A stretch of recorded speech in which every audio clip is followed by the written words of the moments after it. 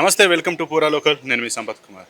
ప్రస్తుతం తెలంగాణ ఇటు ఆంధ్రప్రదేశ్ రాష్ట్రాల్లో రైతులకు ఎటువంటి సమస్యలు ఉన్నాయి, రైతులు ఎటువంటి కష్టాలు ఎదుర్కొంటున్నారు, నిజంగా వారికి ప్రభుత్వాలు సానుకూలంగా సహకారాన్ని అందిస్తున్నాయా, ఆ ప్రభుత్వాలు అందించేటువంటి ఈ రైతు బంధువులు కావచ్చు, ఆర్థిక సహాయాలు నిజంగా రైతులను ఆదుకుంటున్నాయా, అసలు రైతులకు గిట్టుబాటు ధర లభిస్తుందా, నిజంగా క్షేత్రస్థాయిలో రైతులు ఎటువంటి ఇబ్బందులు ఎదుర్కొంటున్నారు అనేది మనతోటి వారి యొక్క రైతుల యొక్క సాధక బాధకాలు తెలపడానికి సీనియర్ రైతు కొన్ని దశాబ్దాలుగా వ్యవసాయ రంగంలో నిష్ణాతులైనటువంటి గాదె రాజశేఖర్ గారు మనతో ఉన్నారు. వారిని అడిగి నిజంగా రైతులు ఎటువంటి సమస్యలు ఎదుర్కొంటున్నారు, వాటికి సలహాలు సూచనలు వారి మాటల్లో అడిగి తెలుసుకుందాం. ముఖ్యంగా నేను చెప్పబోయేది ఏంటంటే, రైతులు అభ్యుదయ రైతులు కావాలని, పంటలు పండించాలని, మంచి పంటలు పండించాలని, డబ్బులు సంపాదించాలని అనేక రకాలుగా ఆలోచనలు ఉన్నా వాళ్ళకు సబ్జెక్ట్ నాలెడ్జ్ లేకపోయేసరికి, ప్రభుత్వాలు దానికి సహకరించపోయేసరికి, మార్కెట్ వ్యవస్థ లోపభూయిష్టంగా ఉన్నందుకు విత్తనాలు, మందులు, ఎరువులు, వాతావరణం, నీళ్లు, తర్వాత వర్షపాతం,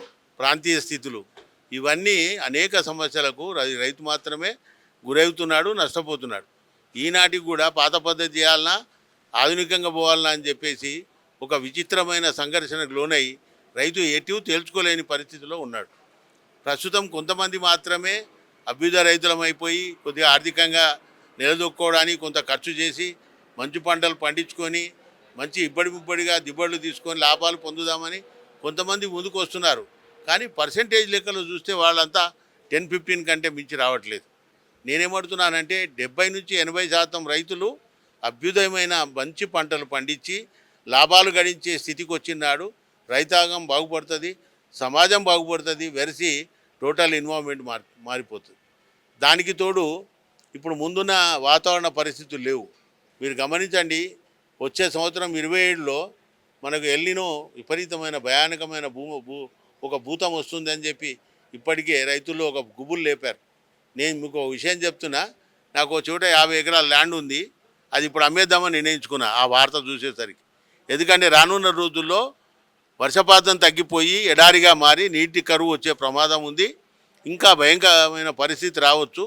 పసిఫిక్ మహాసముద్రంలో మనకు విపరీతమైన వేడి డెవలప్ అయిపోయి దాన్ని మొత్తం ఆసియా ఖండాన్నే ముంచిపోయే ప్రమాదం ఉందని వార్తల ద్వారా మనం చూస్తూ ఉన్నాం.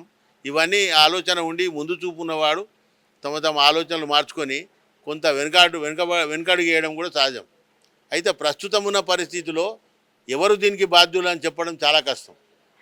అయితే రాజశేఖర్ గారు, మామూలుగా వ్యవసాయం చేసేటువంటి రైతులు ఎవరైతే ఉంటారో వాళ్ళు ముఖ్యంగా ఒక పంట కానీ లేదంటే చేను కానీ వేసుకోవాలంటే ముఖ్యమైనది విత్తనాలు.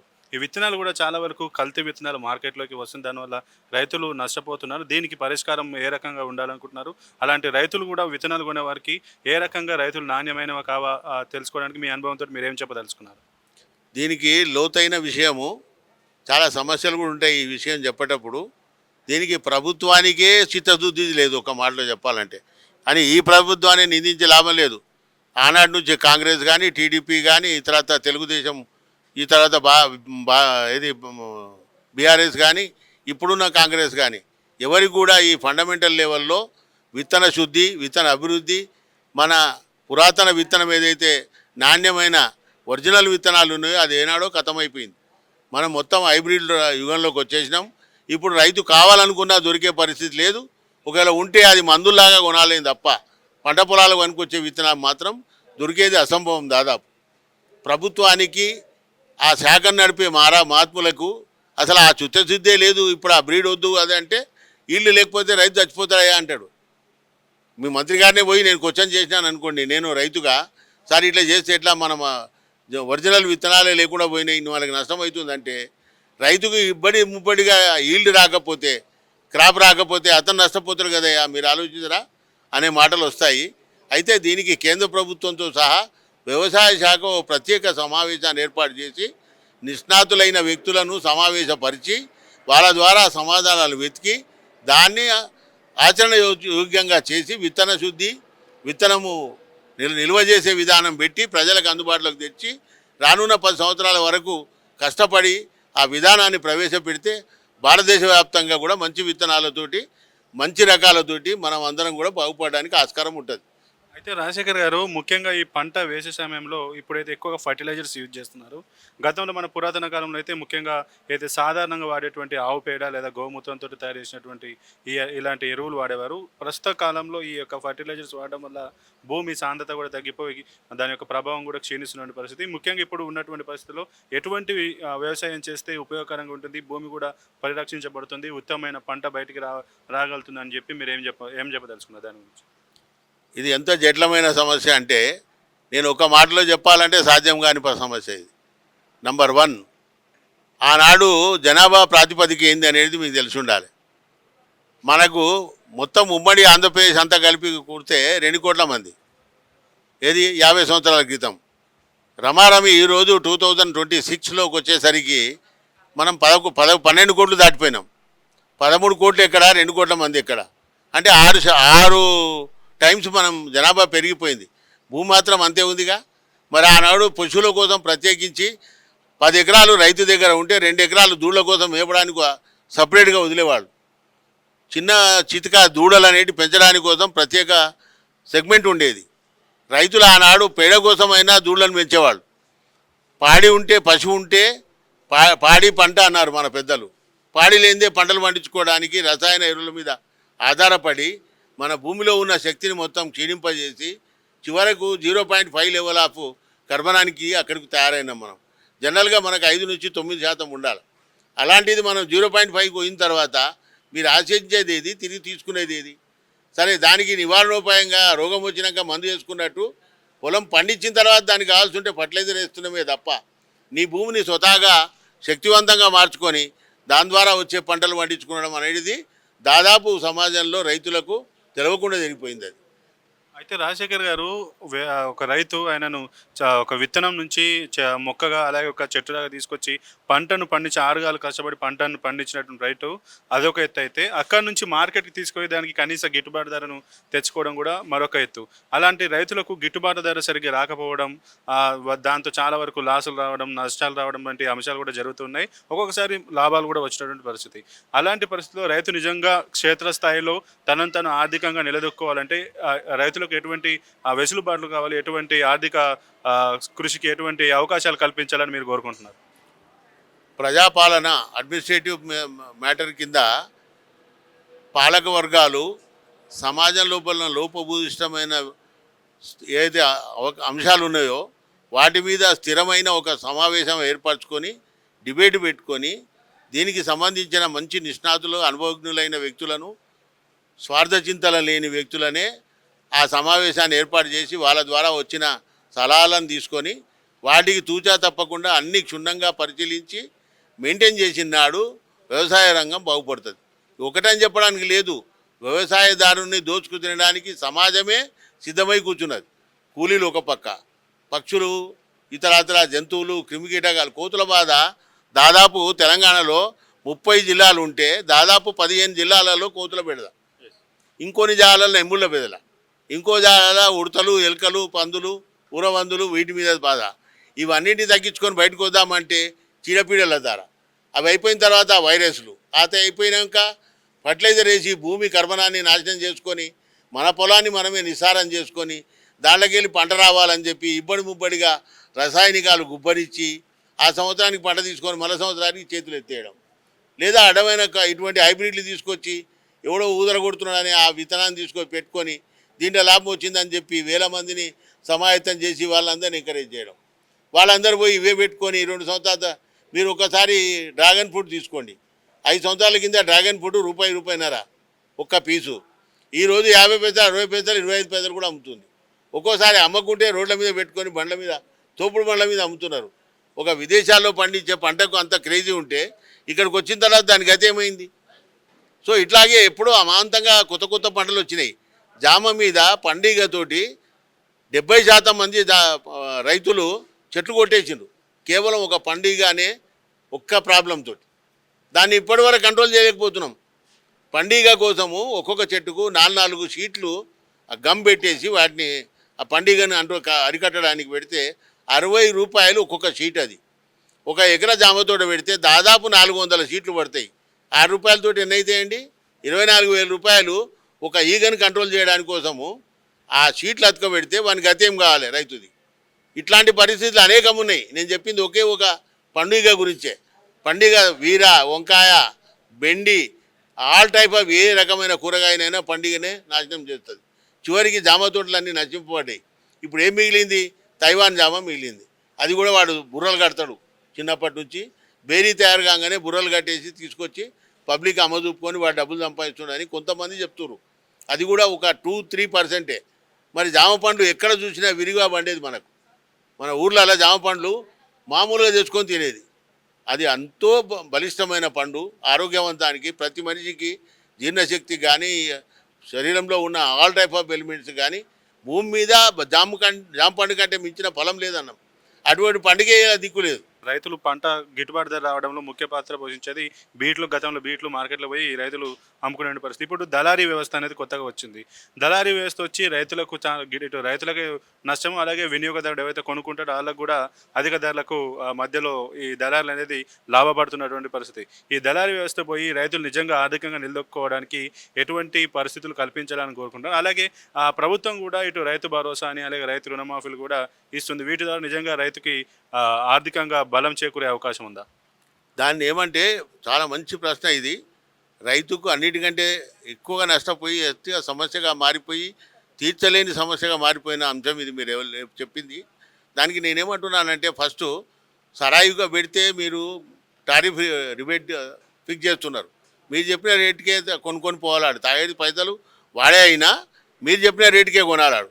మరి రైతు పండించిన పంటకు రైతుకు ధర నిర్ణయించుకునే శక్తే లేదు, ఆర్డర్ లేదు, తనకు హక్కే లేదు. రైటే తినేస్తున్నావు నువ్వు. అదెందుకంటానంటే వాడేమంటాడు, నేను ఇది కొన్నాక కూడా నీకు పైసలు కడుతున్నా, వాడు ఎగ్గొట్టినా కానీ పైసలు ఇస్తున్నా. వాడు మొండదారు అంటుండు. నేను ఒక ఆసామికి పండ్లు ఇస్తున్నా, ఇవ్వాల నువ్వు తెచ్చిన సరుకులు ఇస్తున్నా, వాడు తీసుకుపోయి సగం పైసలు కడతాడు, సగం కట్టాడు.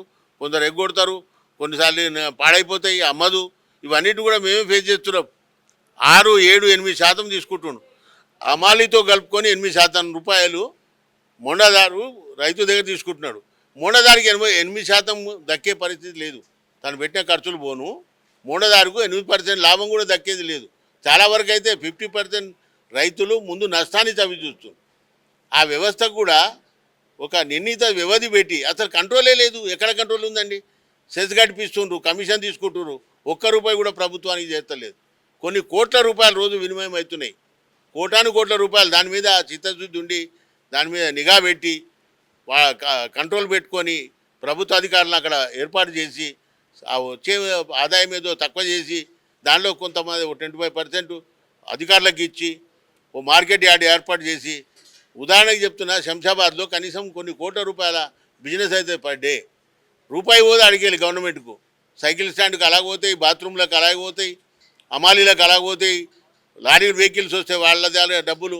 ఓ చిన్న వెహికల్ పోతే ₹100, ₹50 లోపలికి కూరగాయలు కొనికే పోతే. అది పరిస్థితి రైతులే. వినిమయదారుడేమో అట్లా నష్టపోతుండు, కొనుగోలుదారుడేమో ఇట్లా నష్టపోతుండు. రైతు తీసుకుపోయిన పంటకి మళ్ళీ బండి లోపలికి వస్తే పైసలు ఇవ్వాలి.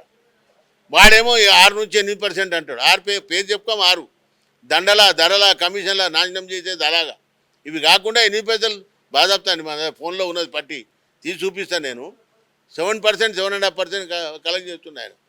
మనం చేసేది ఆధునిక వ్యవసాయం అని చెప్పి లక్షల రూపాయలు డైలీ ఒక టన్ను కాప్సికం పోతుంది. అది అంటే ₹40 అమ్ముతుంది. ఎన్ని పైసలు అయినట్టు? ₹40,000 మీద 7% అంటే ₹2,800 అమాలీతో కలుపుకొని ₹5,000 వానికి నేను ఇంటికాడ కూర్చొని కడుపులో నీళ్ళు కలిపకుండా తీసుకుపోయి వాని సరుకు అమ్మి వాని చేతిలో పెట్టి వస్తున్నాను నేను. ₹100 అప్పు ఇయ్యాడు నాకు, తీసుకోం మేము. అయినా కానీ వాడిని గట్టి రావాలి. ఇటువంటి వ్యవస్థ ఉన్నప్పుడు ఎట్లా బతుకుతారండి? ముందు వ్యవసాయం మీద వ్యవసాయ శాఖను నడిపించేటోడు చాలా లోతైన ఎంక్వైరీ చేసి న్యాయమైన కోరికలు, న్యాయమైన సమస్యలు, న్యాయమైన పద్ధతులు పాటించడానికి కోసం ఓ కోర్ కమిటీ వేయాలా. వాళ్ళ ద్వారా అన్ని సరియైన సలహాలు తీసుకోవాలా, దాన్ని నడపాలా. అప్పుడు ఆ పార్టీని, ఆ తర్వాత ఆ శాఖను నడిపించడానికి సరి అయిన శక్తిమంతుడని. అంటే ఎవరికి వారే వారి స్వార్థం చూసుకుంటున్నారు తప్పించి రైతును మాత్రం పట్టించుకోవట్లేదంట. పట్టించుకుంటే వాడు బతకడు. చాలా క్లియర్ అది. రైతును పట్టించుకున్న నాడు ఆ ఎవడు పట్టించుకున్నాడు వాడు పోతాడు. ఇక్కడ వచ్చిన పాయింట్ అదే. మెయిన్ పాయింట్ ఏంటంటే, రైతుల బాగోగులు కొడితే వాడు ఉండడు ఎక్కువ రోజులు, 1 సంవత్సరం కూడా ఉండడాడు. తీసేస్తారని కంపెనీ వాళ్ళే తీసేస్తారు. ఈ సీడ్ కంపెనీ వాళ్ళు, ఆ ఫర్టిలైజర్ కంపెనీ వాళ్ళు ఆ మెయింటైన్ చేస్తున్నాడో వాడే తీసేస్తాడు ఈయన. ఆ. అంటే కార్పొరేట్ పరిశ్రమలకు ఈయన కొమ్ము కొమ్ము కాసుకుని వారి కనుసన్నల్లోనే నడుస్తుంది అంటారు మీరు. ఏనాడో వెళ్ళిపోయింది కార్పొరేట్ లెవెల్ చేతిలోకి. వ్యవసాయం కాదు, భారతదేశమే వెళ్ళిపోయింది. మీరు అదానీ సాబ్ అంబానీ సాబ్ల చేతులకు ఎప్పుడైతే ప్రభుత్వాలు పోయినాయో, వ్యవసాయమే కాదు, మీరు తెలిసింది మాకు తెలిసిన విషయం చెప్తా. నార్త్లో ఒక్కొక్కడు 3-3 లక్షల రూపాయలు ఎకరాలు తీసుకొని వ్యవసాయం మొదలుపెట్టిండు. Fruit side mango. మరి ఎవరు చేస్తాడు? 4 లక్షలు 3 లక్షల ఎకరాలు వాడు చేసినాక భారతదేశంలో సామాన్య రైతులు బతుకుతారా? ఇది మన కార్పొరేట్ చేతి పోయినట్టు కాదా? రేపు వచ్చే వాళ్ళు చచ్చిపోతలేరా? ఇప్పుడు మాల్లో వచ్చినాయి మీరు చూడండి. గ్రామాల్లో చిన్న చిన్న దుకాణాలన్నీ బంద్ అయిపోయినాయి. అంటే వాళ్ళ పొట్ట కొట్టినట్టే కదా. ప్రతి గ్రామంలో 4, 5, 10 చిన్న చిన్న బుడ్డి దుకాణాలు ఉంటుండే. వాళ్ళు జీవనం గడుపుతుండ్రు వాళ్ళు. అంటే ఒక ఊర్లో 10 ఫ్యామిలీలు నువ్వు పొట్ట కొట్టినట్టే కదా. నీ ఒక్కరి పొట్ట నింపుకుంటున్నావు, అధికంగా డబ్బులు కడుతున్నావు. మేము ఇచ్చే 10 రూపాయలు, ఇప్పుడు నాది టమాటా 6 రూపాయలండి, 10 రూపాయల కిలో ఇవ్వాలి టమాటా. నువ్వు 40 రూపాయలు అమ్ముతున్నావు. మరి ఎవరిని గడిచినావు, ఎవరిని కొడుతున్నావు? నువ్వు పెద్ద కంపెనీ చూపించి చల్లటి ఏసీలు వేసి మంచి మంచి బంగ్లాలు పెట్టి నూనె ఉద్దిరి అదుతున్నావు, 40 రూపాయలు అమ్ముతున్నావు. మనం ఈయన గతి ఏం కావాలి? 10 రూపాయలు అమ్మినోనికి 6 రూపాయలు కమిషన్. మళ్ళీ మీదికి ట్రాన్స్పోర్టింగ్ వేరు, తెంపుడు కూళ్ళు వేరు. అంతకుముందు వాడు పడ్డ కష్టాలు అనంతం. అది భూమి దున్నిన కాడికి వెళ్ళి వాతావరణ పరిస్థితులను తట్టుకొని పంట పండించుకొని చివరికి ప్యాకింగ్ చేసి పంపిస్తే ఆ వచ్చే పైసలకి వెళ్ళి సగం పైసలు మీ బొందకే కొట్టుకుంటారు. ఇక రైతులకు మిగిలేదేంది? రైతు గురించి ఆనాడు ఈనాడు కాదండి, ఏనాడైనా రైతు గురించి భారతదేశంలో ప్రభుత్వాలు పట్టించుకునే రోజులు పోయినాయి. దాదాపు 40 ఏళ్ళు అయింది అంటున్నాను నేను. రాజశేఖర్ గారు, మామూలు మన భారతదేశంలో రైతే రాజు, దేశానికి రైతే వెన్నెముక అంటారు. కానీ ప్రతి ఒక్క ఇటు పరిశ్రమల సైడ్ చూసుకుంటే ఎవరు ఈ తయారు చేసిన వస్తువు ఏదైతే ఉందో దానికి వాళ్ళే దాని యొక్క ధర అనేది నిర్ణయిస్తూ వస్తారు. కానీ రైతు మాత్రం తాను ఆరుగాలం కష్టపడి పండించిన పంటకు మాత్రం ఎటువంటి గిట్టుబాటు, కనీసం మద్దతు ధర కూడా ఆయన నిర్ణయించుకోలేని పరిస్థితి ఉంది. భవిష్యత్తులో తాను పండించిన పంటకు మన భారతదేశంలో రైతు తనంతట తానే ధరను నిర్ణయించుకునే స్థితికి వస్తుందని మీరు భావిస్తున్నారా? నేనేమంటున్నానంటే, రైతుకు కావాల్సిన వసతులను ప్రభుత్వం ఏర్పాటు చేయాలి. ముద్దు శీతల గిడ్డంగులు, కోల్డ్ స్టోరేజెస్ గవర్నమెంట్ తప్పకుండా పెట్టాలి. ఇప్పుడు ఆయన మూసీ నది పెట్టిండు ప్రక్షాళన, 1,50,000 కోట్లు పెడతాన్నాడు. దానికెళ్ళి 50,000 కోట్లు, 50 లక్షల కోట్లు మాత్రమే తెలంగాణకు పెట్టమనండి. ప్రతి మండలానికి 2 కోల్డ్ స్టోరేజ్లు వస్తాయి. ప్రతి మండలానికి ఈ 30 జిల్లాలలో ఉన్న 15 మండలాల చొప్పున 3 15 45 450 కోల్డ్ స్టోరేజీలు వస్తే కొన్ని వందల లక్షల టన్నుల సరుకు ఈరోజు 5 రూపాయలు 3 రూపాయలు 4 రూపాయలు అమ్ముతున్న వంకాయ, టమాటా, ఇతరత్ర అన్ని కూరగాయలు శీతల గిడ్డంగుల్లో రేట్లు లేనప్పుడు అందులో దాచిపెట్టుకుంటే వాళ్ళకు ఫైనాన్షియల్ సిస్టమ్ 20% ఇవ్వండి, ఎక్కువద్దు. మీ ప్రభుత్వమే ప్రొవైడ్ చేయండి. వాడు అమ్మినాడు ఆ డబ్బులు తీసుకొని అలాగే జమ కట్టుకోండి, తప్పేమున్నది? మీ దగ్గరే ఉంటుంది కదా సరుకు. దానివల్ల రైతు బాగుపడతాడు, రైతుకు ధైర్యం ఉంటుంది, రైతుకు డబ్బులు వస్తాయి. ఈ శీతల గిడ్డంగుల వ్యవస్థ ఎందుకు లేదు? ధాన్యము వర్షాకాలం పంటకాలం వచ్చినప్పుడు రోడ్లెంబడి పోసుకొని లక్షల టన్నులు నెలల తరబడి కుప్పలు పోసుకొని ఆరుగాలం రైతులు ఆడే వాచ్మెన్ చేస్తున్నారు. రాత్రి మగళ్ళు కొట్టుకపోగా దొంగలు తినిపోగా ఎత్తుకపోగా పశువులు తినంగా ఇవన్నీ డ్యామేజ్ అయినాక కూడా ఇప్పటికీ రైతు దాన్ని మానతలేడు, చేస్తూనే ఉన్నాడు. భారతదేశంలో చివరి స్థానంలో ఉన్న తెలంగాణ హయ్యెస్ట్ వరి ధాన్యం పండిస్తుంటే కొనే నాదులు లేడు. 2 నెలల దాకా ధాన్యం కొనడానికి 60% కొనటం లేదండి. మీరు బయటి దేశాల్లో వ్యాపారం చేయండి, అమ్మండి, తీసుకుపోయి మేము భూములు కానీ వేరే వాళ్ళకి ప్లాట్లు చేసి బిల్డింగులు కట్టి పైసలు సంపాదించారు అంటారు. మీకు చేతనైతే మేము పండించిన వరిని తీసుకుపోయి బయటి రాష్ట్రాలకు అమ్మి వీళ్ళకు రైతులకు పైసలు కట్టండి, ఆ బిజినెస్ చేయండి. అది చేత కాదు, ఎందుకంటే దీంట్లో లాభం ఎక్కువ రాదు. మరి అటువంటి పనులు చేయాలి. ముఖ్యంగా ఏంటంటే దళారీ వ్యవస్థను రూపుమాపి సర్కారీ వ్యవస్థను తీసుకొచ్చి నిష్ణాతులైన కష్టపడి ఎవరైతున్నారో వాళ్ళని దీని మీద పెట్టి వ్యవసాయ శాఖ అనుబంధ సంస్థల కింద ఎంతోమంది చదువుకున్న వాళ్ళను ఉద్యోగాలు ఇచ్చి విలేజ్కు రెవెన్యూ వీళ్ళను అగ్రికల్చర్ ఆఫీసర్ల కింద పెడతారు. ఒక్కడు కూడా మచ్చుకు మంది వేసుకుందామంటే దొరకడు. ఎక్స్టెన్షన్ ఆఫీసర్కు 1,00,000 రూపాయలు జీతం, ఒక ఏవోకు 2 లక్షల రూపాయలు జీతం. ఒక మండలానికి ఒక ఏవో పెట్టుకున్నావు, 6 లక్షల రూపాయలు దానికే ఖర్చు పెడుతున్నావు. నువ్వు 5 పైసలు పనిచేయరాలు. ఏమంటే రికార్డులు మాత్రం రాస్తారు. నువ్వేం వేసినావు, ఫోన్ చేసి ఏం వేసినావు సార్ అని అడుగుతారు. అదే ఆ సంగతి. నువ్వు స్పాట్ మీదకి రా, పంట ఏం చేస్తున్నావు నిజ నిర్ధారణ చేసుకో. రేపు నీకు డబ్బులు ఎవరైనా సబ్సిడీ ఇస్తుంటే కూడా న్యాయంగా ఇస్తున్నావా లేదా కూడా నీకు తెలుస్తుంది. అంటే ఎవరైతే ప్రభుత్వ వ్యవసాయ అధికారులు ఉన్నారో వాళ్ళు కేవలం ఆఫీసులలో పనిచేస్తున్నారు కానీ క్షేత్రస్థాయిలో పర్యవేక్షించట్లేదని మీరు అంటున్నారు. 100% చెప్తున్నా నేను. కేవలం రాతల మీదనే బుక్ల మీదనే వీళ్ళు పలానోడు ఇటు పండించిన అది పండించిన అని రాస్తున్నాడే తప్ప క్షేత్రస్థాయిలో ఖచ్చితంగా ప్రత్యక్షంగా వాడు గ్రామాల్లో రైతులే కలవాడండి. ఊరికి 4 రైతుల దగ్గర నెంబర్లు పెట్టుకొని వాని ద్వారా సమాచారం తీసుకొని వాడు సమాచారం బుక్లో రాస్తాడే తప్ప వాడు వ్యవసాయ క్షేత్రం మీదకి పోయి అలా లెక్క చేసి ఉన్నది వాస్తవంగా చెప్పానని చెప్ప నేను ఒక్కొక్క ₹1,00,000 ఇస్తా ఒక్కొక్క ఎక్స్టెన్షన్ ఆఫీసర్కు. ఎవరి దగ్గర లేదు సమాచారం, కేవలం పేపర్ సమాచారమే.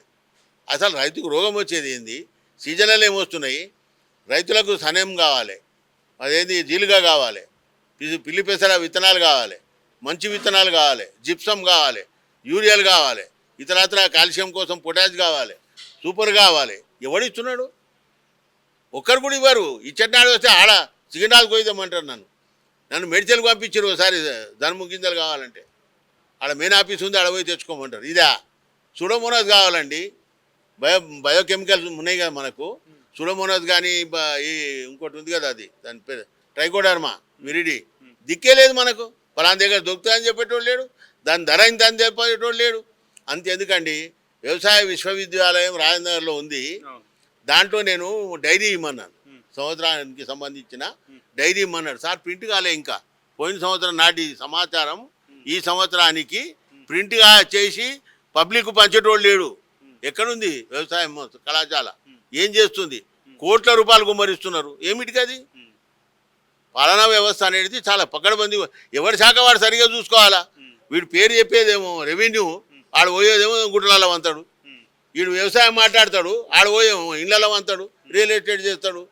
వాడేమో వ్యవసాయ శాఖ అంటే ఇది వైద్య శాఖ అంటాడు, ఆడ హాస్పిటల్ కడతాడు. వీడు విద్యాశాఖ అంటాడు, వీడు కాలేజీలు కడతాడు. ఇట్లా వ్యవసాయం అవుతుందా? ఇట్లా సంసారాలు అయితే? సబ్జెక్ట్ ఉన్నోడు వాళ్ళ ఆఫీస్లో ప్రతిరోజు సాధక బాధకాలు ఉన్న సమస్యలు తీసుకొని ఎవరైనా పోతే వాళ్ళ సమస్యలు తీర్చేటోడు మంత్రి లేదా సంబంధిత సచివులు, ఇతరత్ర సబ్జెక్ట్ ఉన్న నాలెడ్జ్ ఉన్నాడు. వాళ్ళు ఎవడు కూడా వాళ్ళకి అందుబాటులో ఉండడు. బంట్రోతు ₹1000 లేకుండా ఇంటికి కొడతలేడండి ఒక ఆఫీస్ బాయ్. ఈరోజు కరప్షన్ ఎంత ఉందంటే, ఒక ఆఫీస్ బాయ్ వాడు ముద్రేనికే.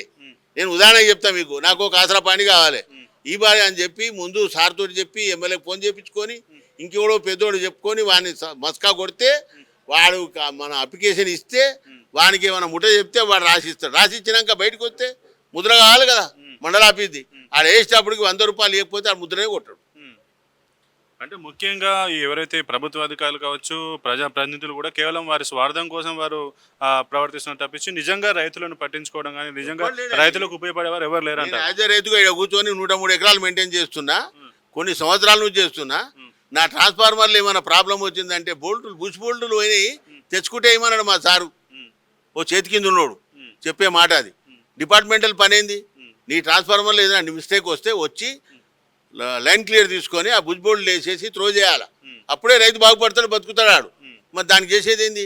ఓ అవి మనతోటి కాదు సార్, ఆఫీస్ నుంచి సప్లై లేదు, ఇప్పుడు వచ్చినాక వేస్తా వాని సమాధానం అది. ఏడీకి చెప్తే ఎవరు సంగతి మాట్లాడుతున్నది?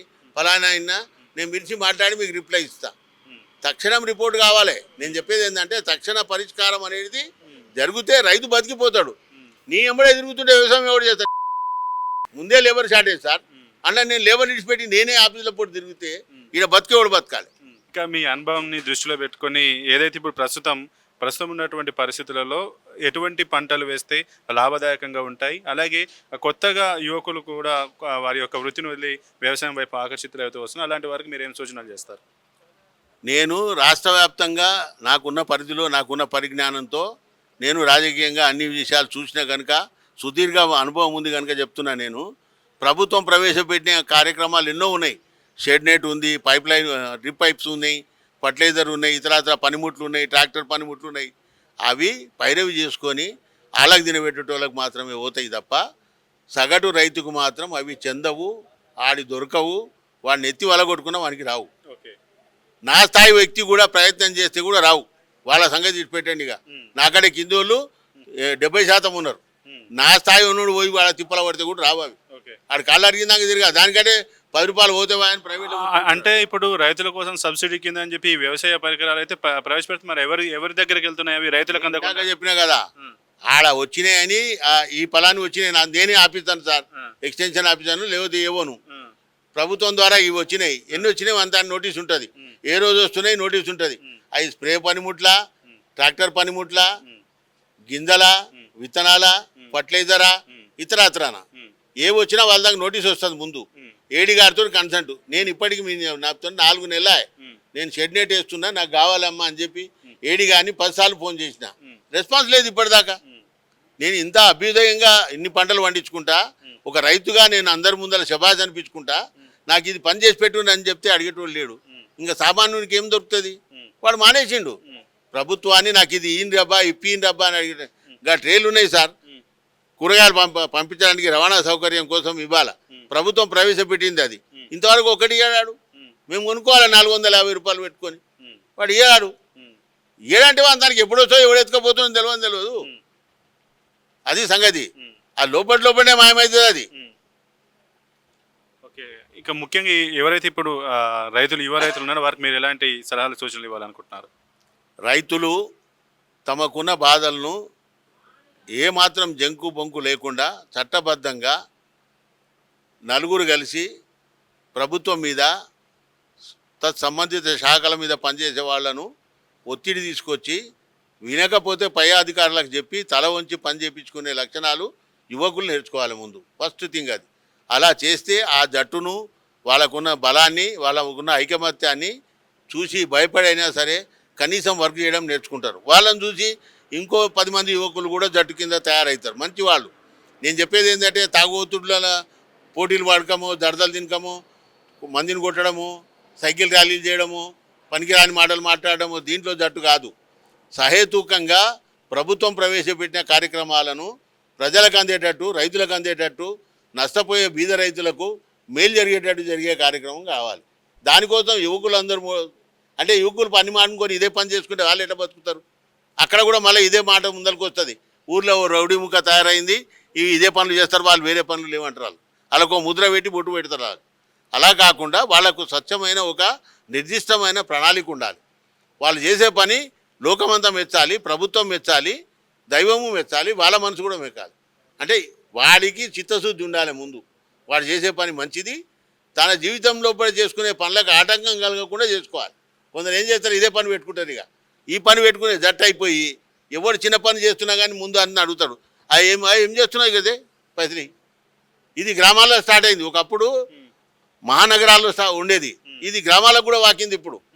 ఉదాహరణకు ఓ రైతు కంచె వేసుకుందామని ఒక ప్రీకాస్ట్ పెట్టుకొని పోతే, నీకు పర్మిషన్ లేదు, పైసలు లే, ఇల్లు కట్టుకొని బునాది తీస్తే ఎవరిని అడుగుతున్నావు? వార్డు మెంబర్కి చెప్పినావా? సర్పంచ్ తన పర్మిషన్ తీసుకున్నావా? విలేజ్ సెక్రటరీ చెప్పిండా నీకు? ఇట్లా తయారైపోయింది గ్రామీణ పరిస్థితి. వాళ్ళగా ఇల్లు కట్టుకుంటాను నువ్వు పోయి ఇవ్వాలానికి అవసరమైతే కొలత చేసి ఇవ్వాలి, నీ ఆజ్ఞాపత్రం రాయాలి. నేను కూడా డిప్యూటీ సర్పంచ్గా చేసిన, నేను కూడా మండలి ప్రెసిడెంట్గా చేసిన, ఎన్నో పదవులు అలంకరించిన నేను కూడా. కానీ మేము చేసేది ఏది కూడా సహేతుకంగా చేసినాం, న్యాయంగా చేసినాం, పద్ధతిగా చేసినాం. ఆ పద్ధతి ఇప్పుడు కూడా యువకులు స్వచ్ఛందంగా చేయాలి, మంచి పద్ధతిలో చేయాలి. వాళ్ళని శబాజ్ అంటారు, దైవం మెచ్చుతారు, మీ ఆత్మశుద్ధి మెచ్చుతారు, కన్నందుకు మీ తల్లిదండ్రులు గర్వపడతారు. థ్యాంక్ యూ రాజశేఖర్ గారు. ఏదైతే మీ యొక్క అనుభవాన్ని అంతా కూడా చెప్పి, అలాగే నిజంగా రైతు క్షేత్రస్థాయిలో ఎటువంటి ఒడిదుడుకులను ఎదుర్కొంటున్నాడు, నిజంగా క్షేత్రస్థాయిలో రైతులు ఏ రకంగా ఇబ్బందులు పాల్పడుతున్నారు, రైతులను పట్టించుకోవాల్సినటువంటి ప్రభుత్వ అధికారులు కూడా వారిపైన నిర్లక్ష్యం చూపిస్తున్నారు తప్పించి, ఆ కార్పొరేట్ శక్తులకు అండగా నిలుస్తున్నారు తప్పించి, నిజమైన రైతు ఎవరైతే క్షేత్రస్థాయిలో ఎన్నో ఇబ్బందులు పడుతూ వాననక ఎండనక కష్టపడి పంటను తీసుకొచ్చి ఆ పంటను అమ్ముకోవాలనుకుని చూస్తే మార్కెట్లో సరైన గిట్టుబాటు ధరలు లేవు, దానికి కావాల్సిన రవాణాను కూడా అందించేటువంటి పరిస్థితి లేదు. దానికి పైగా ఏదైతే మార్కెట్లో పెడతారో దాన్ని దోపిడీ చేసుకునేటువంటి పరిస్థితి కూడా ఉందంటూ కూడా మన కళ్ళకు కట్టినట్టు రైతు నిజంగా పడేటువంటి ఆవేదన అయితే మన కళ్ళ ముందు అయితే రాజశేఖర్ గారు చూపెట్టారు. ఇంకా ఇలాగే ఎవరైతే రైతులు ఇబ్బంది పడుతున్నారో రైతులను భవిష్యత్తులో ప్రభుత్వాలు ఇంకా నిర్లక్ష్యం చేయకుండా వారిని ఆదుకునేందుకు, వారికి ఏదైతే దేశానికి రైతే వెన్నెముక అనేటువంటి ఒక సామెత ఏదైతే ఉందో దాన్ని నిజంగా చూపించి రైతును ఆదుకొని రైతు బాగుంటేనే దేశం బాగుంటుంది అని అందరికీ తెలుసు. కాబట్టి ఆ రైతు నిజంగా ఆర్థికంగా బలోపేతం చేసి అతన్ని ఆదుకోవాల్సిన బాధ్యత కూడా ప్రభుత్వాలపైన అలాగే ప్రజలపైన కూడా ఉందని చెప్తూ కెమెరామెన్ సీతారాంతో సంపత్ కుమార్, హైదరాబాద్.